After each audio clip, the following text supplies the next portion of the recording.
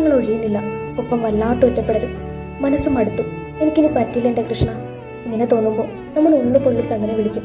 എന്നിട്ട് ചോദിക്കും, സദാ നിന്നെ സ്മരിക്കുന്ന എനിക്ക് എന്തിനാണ് ഭഗവാനെ ഇങ്ങനൊരു വിധി? എന്നാൽ കണ്ണന്റെ ഭക്തർക്ക്, കണ്ണൻ ഏറ്റവും പ്രിയപ്പെട്ടവർക്ക് ഭഗവാൻ ആദ്യം കൊടുക്കുന്ന എന്താണെന്നറിയോ? ധൈര്യം, മനഃശക്തി. ഒറ്റയ്ക്ക് പ്രതിസന്ധികളെയെല്ലാം അതിജീവിക്കാൻ ശീലിച്ച ഒരുവന്റെ അല്ലെങ്കിൽ ഒരുവളുടെ മനസ്സ് ഒരു കൊടുങ്കാറ്റിന് പോലും ഉലയ്ക്കാൻ സാധിക്കാത്ത വൃക്ഷത്തിന് സമമാണ്.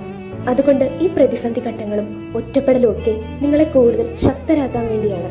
മനഃശക്തി ഇല്ലാത്ത ഒരാളുടെ ജീവിതം എന്നും കഷ്ടതകൾ നിറഞ്ഞതായിരിക്കുമെന്ന് മറ്റാരേക്കാളും നന്നായി ഭൂമിയിൽ മനുഷ്യനായി അവതാരപ്പിറവിയെടുത്ത കണ്ണൻ അറിഞ്ഞു. അതുകൊണ്ടാണ് കണ്ണൻ തന്റെ ഭക്തർക്ക് ആദ്യം ധൈര്യം പ്രദാനം ചെയ്യുന്നത്.